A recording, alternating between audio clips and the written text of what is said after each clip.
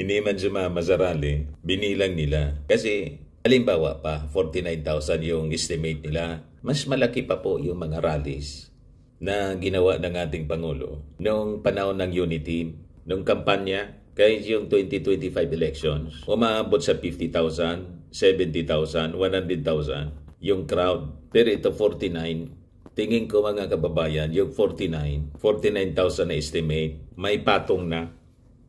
Dinagdagan para masabing matagumpay yung rally. Hindi ito tingnan ninyo.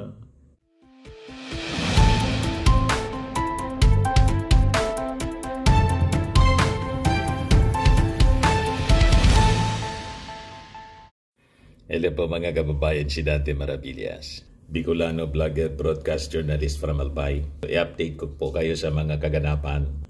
So sabi dito sa balita, Marcos monitoring nationwide protest, urges public to keep actions peaceful. Dapat naman po maging peaceful. May konting commotion kanina, pero naging maayos din po. Yan, sabi diyan, bagyang nagkatensyon sa pagdating ng iba't ibang grupo sa Luneta. Kanina ito mga kababayan. Tingnan natin.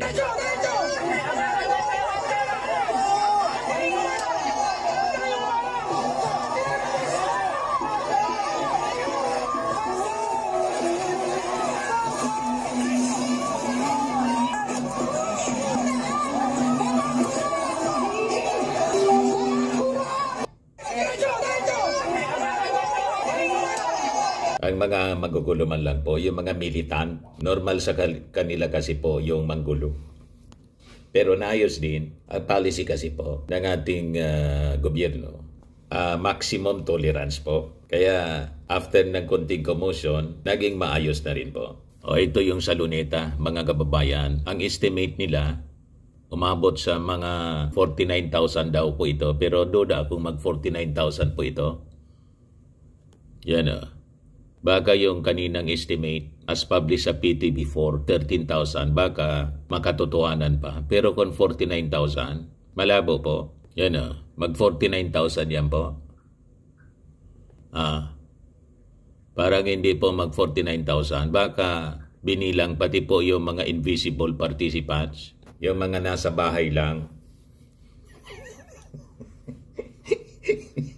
Hindi man sumama sa rally, binilang nila. Kasi, halimbawa pa, 49,000 yung estimate nila. Mas malaki pa po yung mga rallies na ginawa ng ating Pangulo noong panahon ng Unity, noong kampanya, kahit yung 2025 elections, umaabot sa 50,000, 70,000, 100,000 yung crowd. Pero ito 49, tingin ko mga kababayan, yung 49,000 na estimate, may patong na. Dinagdagan para masabing matagumpay yung rally. Hindi ito tingnan ninyo. Hindi man dikit-dikit. Dito lang yung dikit-dikit. Oh. Mayroon pa dito. Pakonti-konti. Yan. Dito. Mag 49,000 yan. Malabo po. O ito yung rally ng mga DDS sa harap ng Camp Aguinaldo. 7 lang ang dumating. Mga matatanda, mga kababayan yung dumating. Ito si dating tawag dito, Energy Secretary Alfonso Cosi. Ayan ang report ng ABS-CBN. Basahin na lang natin. Tingnan. 14 minutes ago. Nandito sa harap ng Gate 4 ng Camp Aguinaldo si dating Energy Secretary Alfonso Cosi at retired Colonel Leonardo Odonio para sa kilos protesta kontra korupsyon. Wala man pong supporter na dumating, sila lang na 7. Doon sa Liwasang Bonifacio, 5. Sabi ko sa inyo, akala ko nga po, 32 millions, yung 32 million voters ni Sara, sabi ko kanina, naging 32 millions. Nabawasan pa pala. Sa Camp Aguinaldo, 7 lang. 7 millions. Sa Liwasang Bonifacio, 5. Yan yung 5 million. Sa Liwasang Bonifacio, 5. 1, 2, 3, 4, 5. Yun lang ang dumating. Combined, mga kababayan, ang dumating, both Liwasang Bonifacio at saka Camp Aguinaldo, 12 lang. Isang dosina na lang natira sa 32 millions na boto ni Sara. 12 minions. Paano pupunta dyan sa rallying yan? Yung mga supporters. Si Sara lumipad sa Japan. Lumipad pa Japan. Nandun, nagrarally. May rally sa Japan. Tapos dineclare ni Banat Bay na bagong presidente ng Pilipinas, overseas president. Wala talagang pupunta nito mga panawagan nila na Marcos resign. Yung ating Pangulo, yung sa Luneta na rally, supportado niya. Anti-corruption kasi yon. Walang Marcos resign doon. Ito yung balita. Palas, monitoring. Marcos monitoring nationwide protest, urges public to keep actions peaceful. Nakamonitor mismo sa mga protesta rallies nationwide, mga kababayan. Nakamonitor mismo yung ating Pangulo. At malamang sa malamang, bukas mga kababayan, si BBM pa rin ang presidente.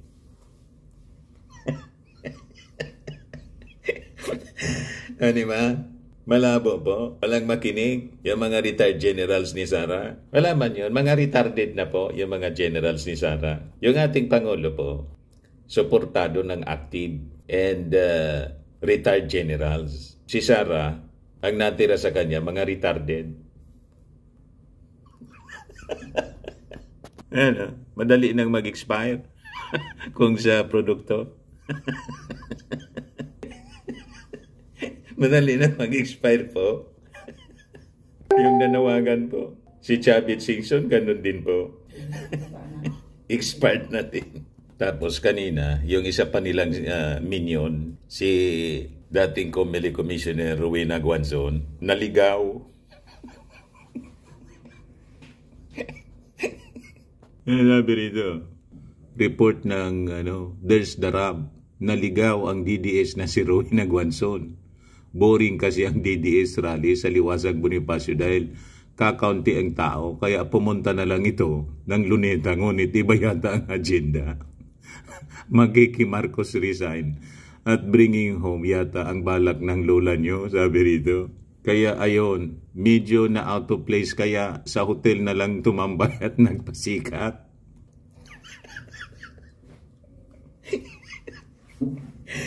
You see, mga kababayan, umalis na lang ba na si Guanzon sa Liwasang Bonifacio kasi nandun sa liwasan po, lilima-lima. 5 minions. Yan o. 5 minions ang nasa Liwasang Bonifacio. 7 naman na mga retarded. Mga ulyanin, mga kababayan ang nasa nasa Camp Aguinaldo. Wala talagang patutunguhan ang rally ng mga DDS. Kaya pumunta na lang ng hotel si Rowena Guanzon, nagpasikat.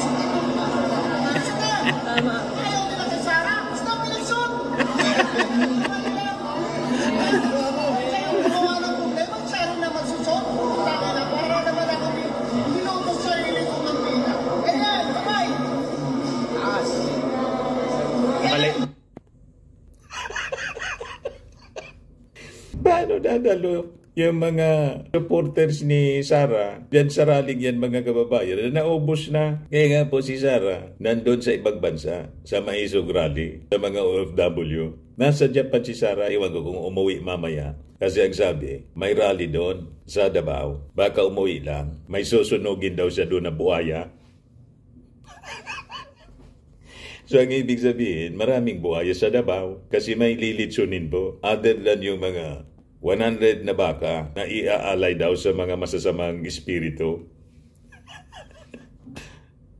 May lilitsuning buhaya. Sabi mismo ni Sara doon sa Japan. Ayan si Sara. May kinompose na kanta. Pakinggan natin yung kanta ni Sara, mga kababayan doon sa Japan.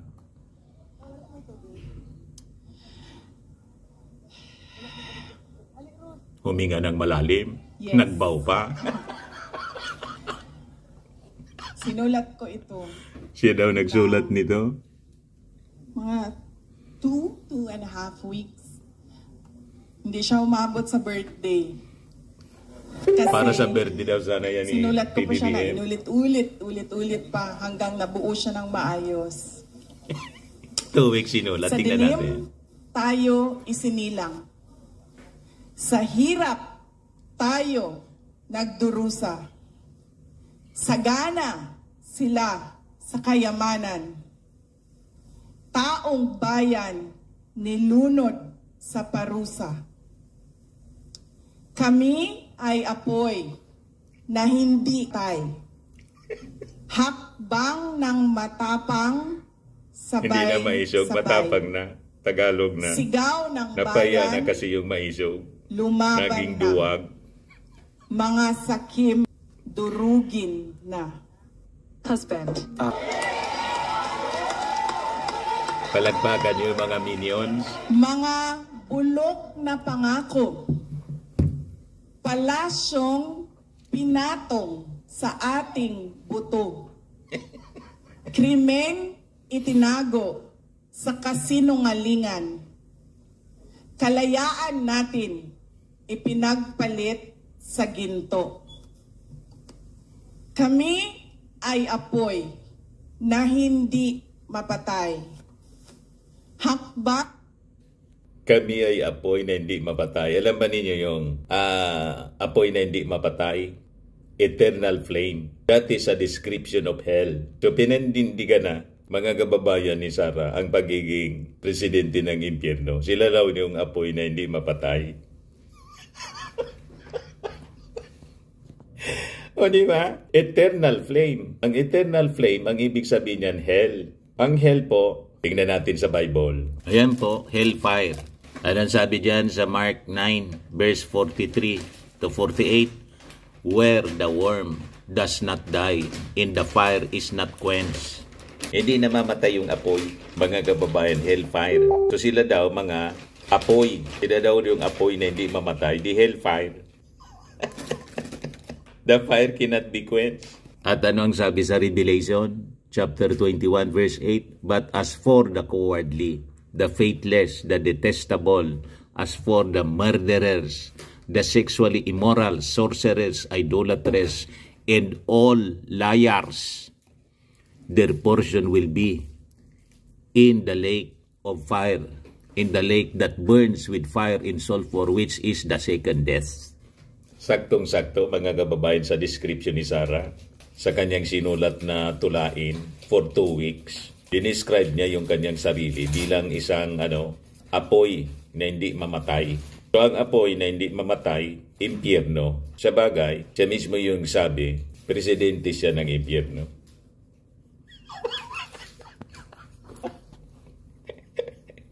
Nakita na ninyo? Kaya walang gustong sumama sa kanya. Nangawala yung 32 millions na mga supporters niya. Naging 5 millions na lang ang nandun sa Liwasang Bonifacio, 7 ang nasa Aguinaldo. Naging 12 millions na lang po. Balikan natin yung tula ni Sarah na kinanta niya kanina o kagabi. ng matapang, sabay-sabay. Sigaw ng bayan, lumaban na.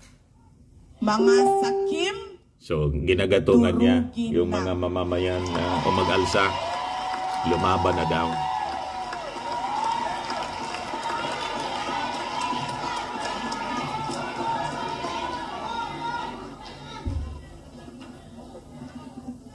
Sa dilim tayo isinilang. Sa hirap tayo nagdurusa. Acapella po. Sagana sila sa kayamanan.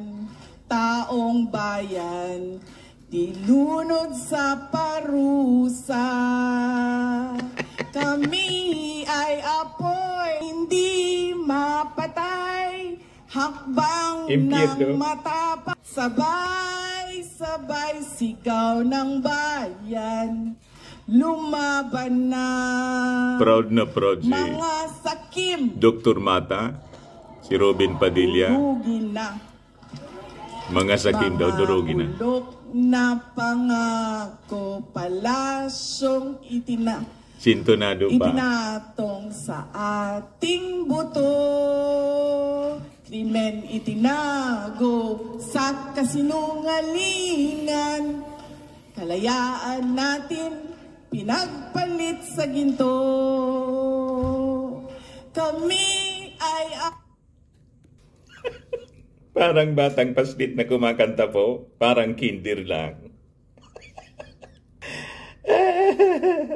Gustong maging Pangulo. Kami daw ang apoy na hindi mapatay. Exact description of hellfire, mga kababayan. Sino ang sasama sa presidente ng impyerno? apoy na hindi mapatay, hakbang ng matapang, sabay-sabay sigaw ng bayan.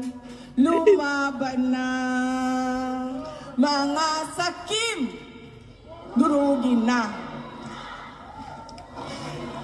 Kami ay apoy na hindi mapatay, hakbang ng matapang, sabay-sabay sigaw ng bayan.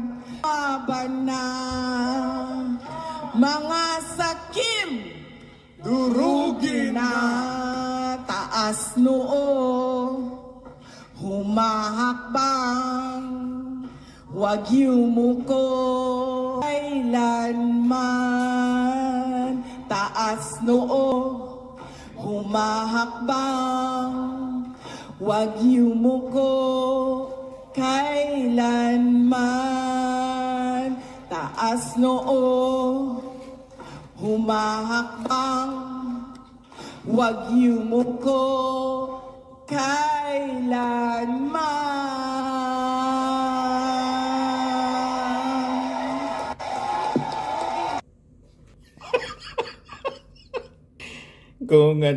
Kung eskwela po sa elementary, iwan ko yung kantang ganun, kung ilan yung ibibigay na grado ng teacher.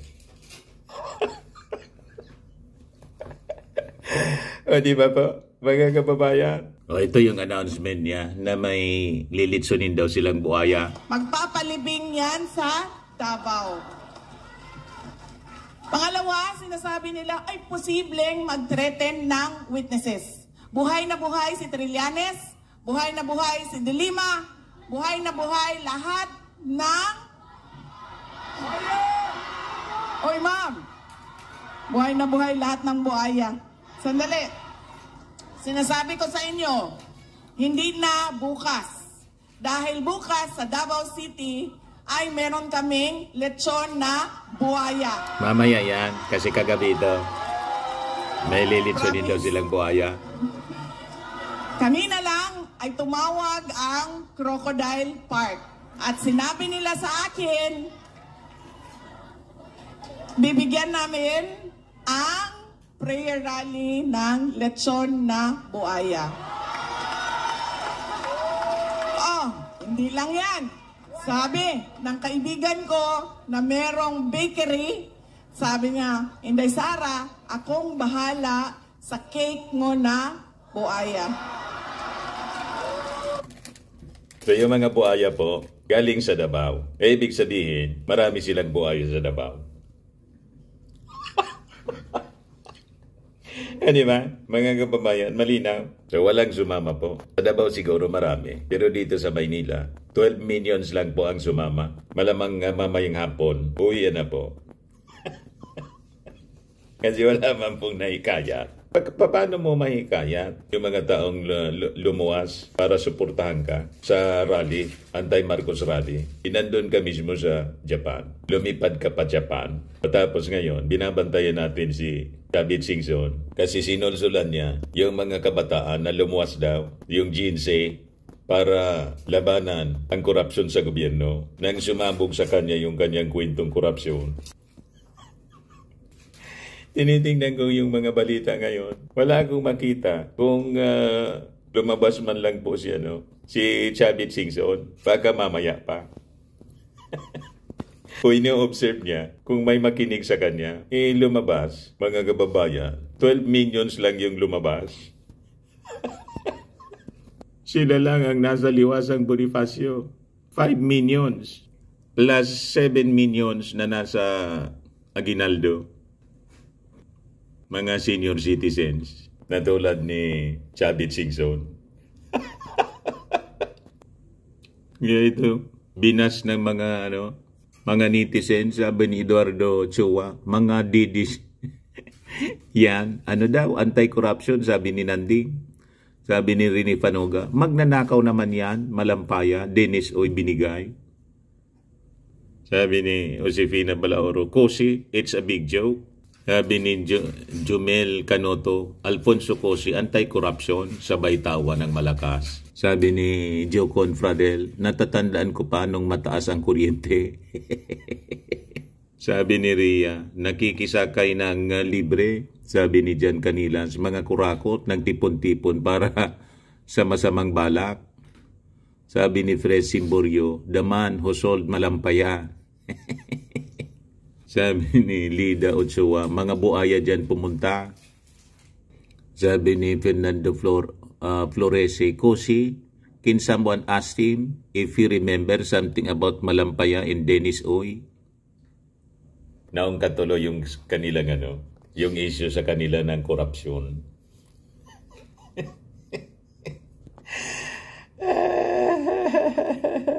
Ayan man lang po mga kababayan. Ako po si Dante Maravillas. Bye-bye. God bless.